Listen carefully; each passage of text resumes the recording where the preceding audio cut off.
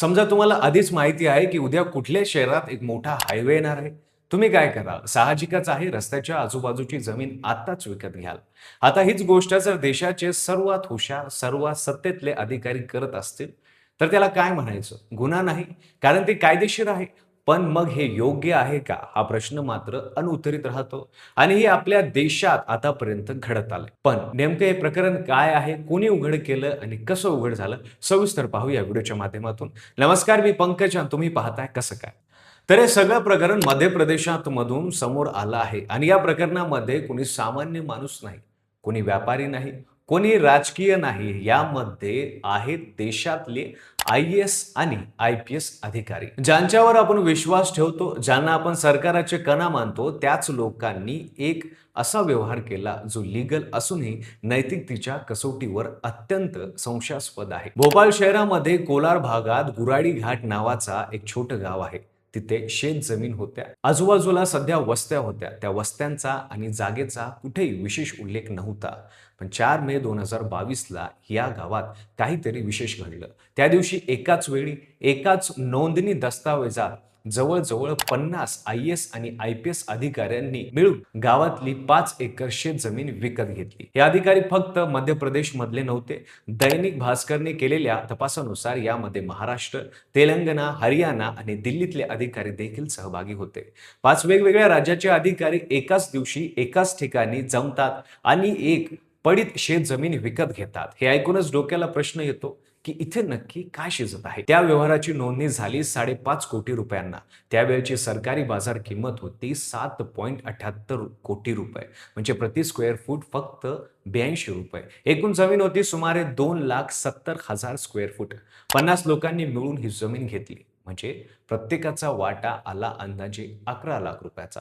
11 लाख हे अधिकाऱ्यांसाठी काय मोठी रक्कम नाही, पण ह्या 11 लाखाचं पुढे काय झालं ते ऐकाल तेव्हा अंगावर काटा येईल. या खरेदीची नोंद सगळ्या अधिकाऱ्यांनी आपल्या इमूव्हेबल प्रॉपर्टी रिटर्न्स मध्ये केली. त्यांनी ही प्रॉपर्टी लपवली नाही. ऑफिशियल कागदपत्रांमध्ये या गुंतवणुकीचं वर्णन केलं गेलं. लाईक माइंडेड ऑफिसर यांची सहानुभूती गुंतवणूक असं. पण या लाईक माइंडेड ऑफिसरना एका अशा गोष्टीबद्दल माहिती होतं जे बाकी जगात कोणालाही माहिती नव्हतं. जमीन विकल्यानंतर 16 महिने गेले, खूप काही घडलं नाही. पण 31 ऑगस्ट 2023ला मध्य प्रदेश कॅबिनेटने एक मोठा निर्णय घेतला. वेस्टर्न भोपाळ बायपास प्रोजेक्ट मंजूर झाला. 3200 कोटी रुपयाचा हा प्रोजेक्ट भोपाळ शहराभोवती एक नवा हायवे तयार करणार होता आणि हा हायवे बरोबर त्याच गुराडी घाट गावातून जाणार होता. अधिक नेमकेपणानं सांगायचं तर त्या 50 अधिकाऱ्यांनी विकत घेतलेल्या जमिनीपासून अवघ्या 500 मीटर अंतरावरून हा रस्ता जाणार होता. आता हे नक्की समजून घ्या, रस्ता थेट जमिनीतून गेला नाही. गेला असता तर सरकारने ती जमीन संपादित केली असती आणि मोबदला दिला असता. पण 500 मीटर अंतर ठेवून रस्ता जात असेल तर आजूबाजूच्या जमिनीची किंमत उसळली घेते. आणि नेमकं हेच झालं. रस्ता जमिनीतून गेला नाही, पण जमिनीची किंमत मात्र आकाशाला भिडली. या घटनेनंतर अवघ्या 10 महिन्यात जून 2024 मध्ये आणखी एक महत्वाचा बदल झाला. ती 5 एकर शेत जमीन रेसिडेन्शियल जमिनीमध्ये कन्वर्ट झाली. म्हणजे त्यावर आता घर बांधता येईल, सोसायटी उभी करता येईल. एकदा जमिनीचा वापर बदलला की त्याच्या किमती कुठल्या थराला जातात हे आपल्याला वेगळं सांगायची गरज नाही. ज्या जमिनीची प्रति स्क्वेअर फूट किंमत 82 रुपये होती, त्याच जमिनीची किंमत रेसिडेन्शियल कन्व्हर्जन नंतर 557 रुपये स्क्वेअर फूट झाली. आणि आज गुराडी घाट परिसरात बाजारभाव आहे 2,500 ते 3,000 रुपये प्रति स्क्वेअर फूट. म्हणजे 5.5 कोटी रुपयाला घेतलेल्या जमिनीची आजची बाजार किंमत आहे 55 ते 65 कोटी रुपये. काही अहवाल तर आकडा सांगतात की 100 कोटी पर्यंत जाऊ शकते असंही सांगतात. म्हणजे 11 लाखाची गुंतवणूक 4 वर्षात 2 कोटी रुपयापेक्षा जास्त परवाना देऊ शकते. मल्टीबॅगर म्हणजे काय असतं हे याचं जिवंत उदाहरण आहे.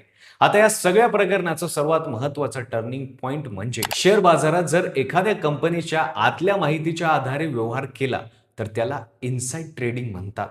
ती बेकायदेशीर आहे आणि सेबी त्यावर कारवाई करू शकते. पण जमिनीच्या बाबतीत अशी कोणतीही कायदेशीर तरतूद भारतात अस्तित्वात नाही. सरकारी अधिकाऱ्यांना गव्हर्नमेंट बिझनेस कंडक्टर रूल्सनुसार काही बंधने आहेत, पण भविष्यातल्या सरकारी प्रकल्पाची माहिती वापरून जमीन खरेदी करण्यावर कोणतीही स्पष्ट कायदेशीर बंदी नाही.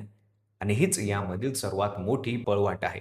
दैनिक भास्कर आणि इतर माध्यमांनी हे प्रकरण उघड केल्यानंतर सोशल मीडियावर प्रचंड संताप उसळला. उद्योजक विकास सारस्वत आणि जम्मू काश्मीरचे माजी डीपीजी शेषपाल वैद्य यांनी उघडपणे या प्रकरणाची चौकशी होण्याची मागणी केली. पण मध्य प्रदेश सरकारने मे 2026 पर्यंत या प्रकरणावर कोणतंही अधिकृत वक्तव्य दिलेलं नाही. कोणताही औपचारिक तपास सुरू झालेला नाही.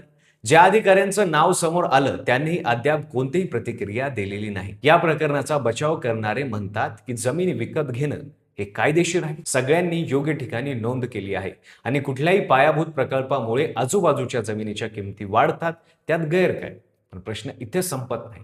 प्रश्न असा आहे की सामान्य माणसाला हे माहीत नव्हतं. एखाद्या शेतकऱ्याला, एखाद्या मध्यमवर्गीय माणसाला याबाबत आधीच माहिती असतं तर त्याने तिथं गुंतवणूक केली नसती का? पण त्याला माहिती नव्हतं, कारण ही माहिती फक्त त्यांच्यापाशी होती ज्यांनी ती जमीन विकत घेतली. सत्तापद आणि माहिती या दोन्ही गोष्टी जेव्हा एकाच माणसाच्या हाती येतात तेव्हा खरी कसोटी होते ती नैतिकतेची. कायदा तुम्हाला परवानगी देतो म्हणून ते करणं बरोबर आहे असं नाही. ज्या व्यवस्थेत तुम्ही काम करता, ज्या जनतेच्या भरोश्यावर तुम्ही ती सत्ता मिळते, त्यांच्या विश्वासाचं काय? एक शेतकरी त्याच रस्त्यासाठी आपली जमीन गमावतो आणि दुसरीकडे त्याच रस्त्यामुळे काही जण कोट्यावधी रुपये कमावतात. यातला फरक फक्त माहितीचा आहे आणि ती माहिती हक्काने जनतेची होती. जे घडलं ते कदाचित कायदेशीर आहे, पण जे योग्य असतं ते नेहमीच लिखित कायद्यात सापडत नाही. आता त्या IAS आणि IPS वर कारवाई होईल याची शक्यता फार कमी आहे, पण तरी सरकारने काहीतरी कारवाई करावी आणि भविष्यात अशा घटना घडू नये यासाठी उपाययोजना किंवा कायदा करावा हीच सरकारकडे अपेक्षा. बाकी तुम्हाला या प्रकरणाबद्दल काय वाटलं ते कमेंटमध्ये नक्की सांगा. व्हिडिओ जर आवडला असेल तर लाईक करा. चॅनलवर तुम्ही नवीन असाल तर चॅनल सबस्क्राईब करायला विसरू नका आणि पाहत राहा फक्त कसं काय.